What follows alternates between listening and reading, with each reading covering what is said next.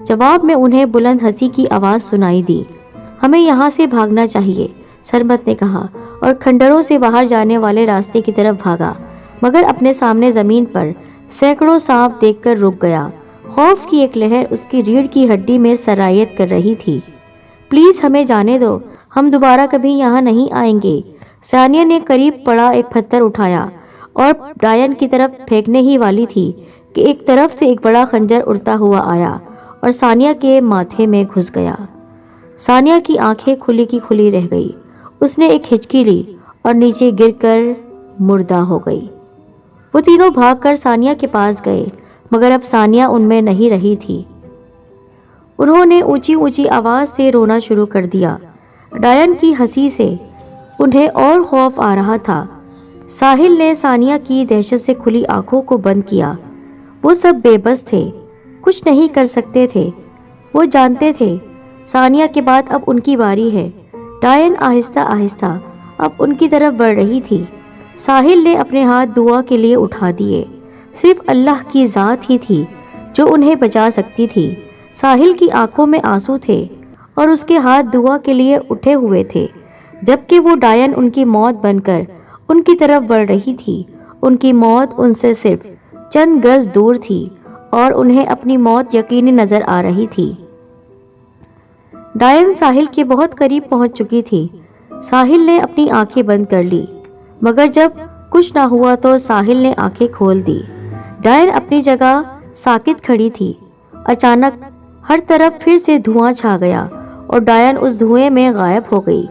فجر اور سرمد بھی اپنی جگہ پر موجود تھے۔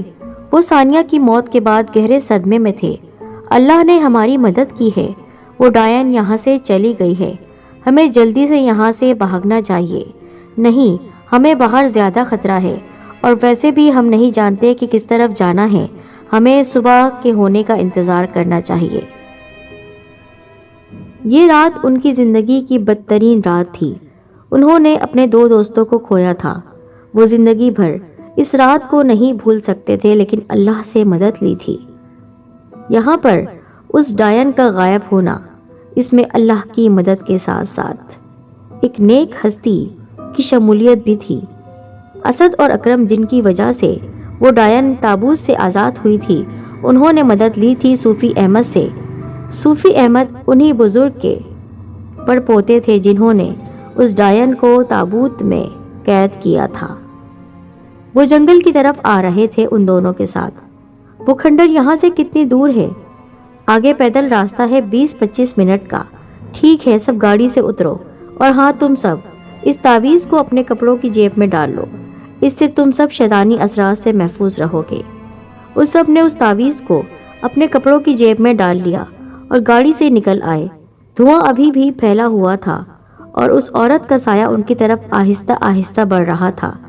صوفی احمد کے ہاتھ میں ایک کپڑے کی تھیلی تھی جس میں کچھ سامان تھا۔ اچانک وہ سایہ کچھ فاصلے پر رک گیا۔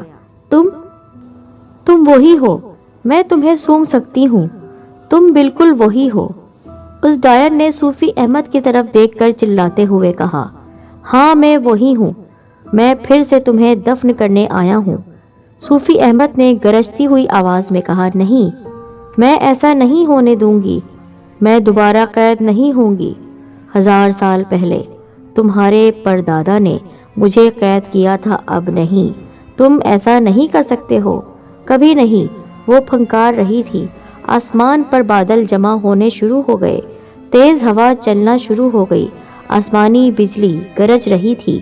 ڈائن نے اپنا ہاتھ آسمان کی طرف کیا تو زمین سے پتھر اٹھ کر ہوا میں اڑنے لگے۔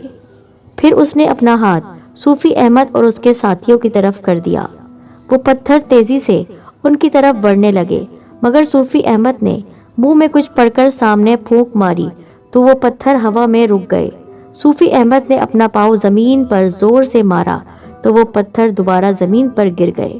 صوفی احمد نے اپنے تھیلے سے ایک پانی کی چھوٹی سی بوتل نکالی اور اس کے چھینٹے ڈائن کی طرف گرائے۔ ڈائن چیخنے لگی اور غائب ہو گئی۔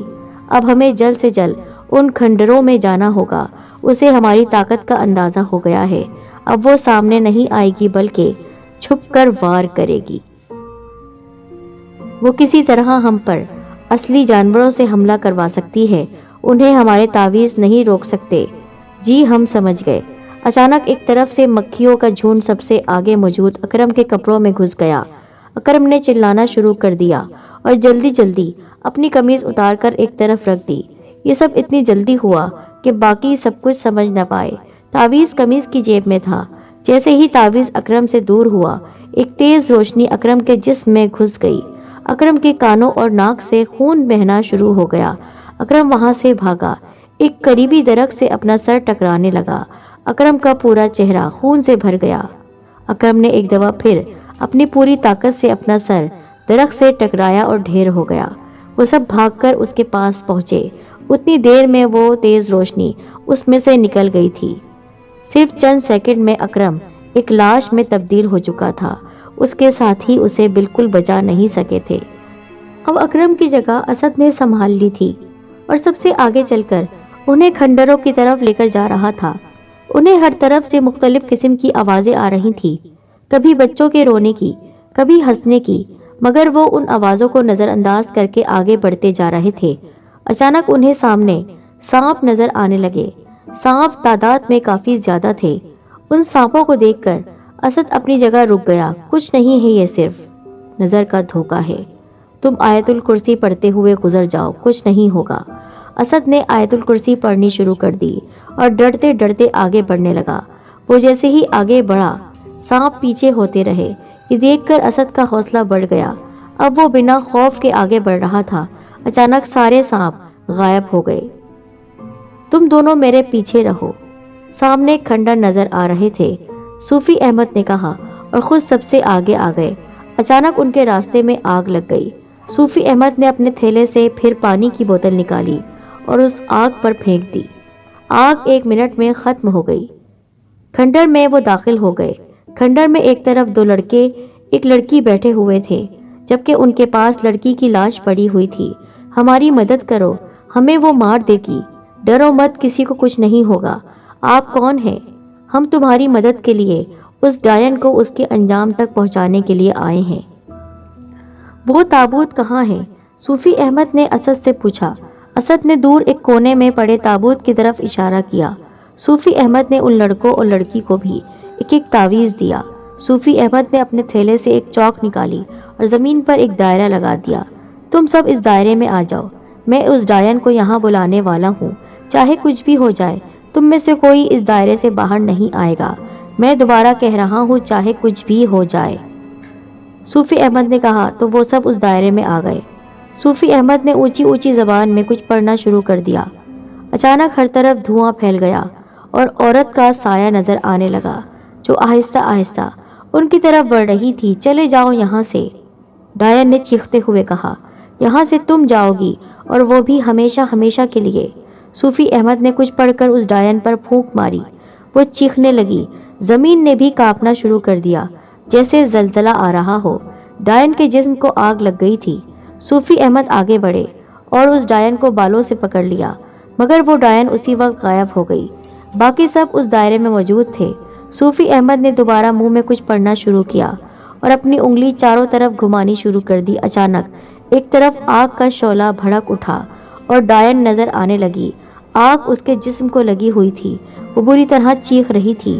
صوفی احمد نے اسے بالوں سے پکڑا اور گھسیٹ کر اس تابوت میں پھینک دیا اور اوپر سے تابوت بند کر دیا۔ تابوت بند ہوتے ہی ہر طرف خاموشی چھا گئی۔ زمین ہلنا بھی بند ہو گئی تھی۔ صوفی احمد نے ابھی بھی تابوت پر ہاتھ رکھا ہوا تھا اور کچھ پڑھ کر پھونک رہے تھے۔ اب تم دائرے سے باہر آ سکتے ہو۔ وہ ڈائن دوبارہ قید ہو چکی ہے۔ یا اللہ، تیرا لاکھ لاکھ شکر ہے۔ اب اس تابوت کو گہرائی میں دفن کروانا تمہاری ذمہ داری ہے۔ جی میں سمجھ گیا۔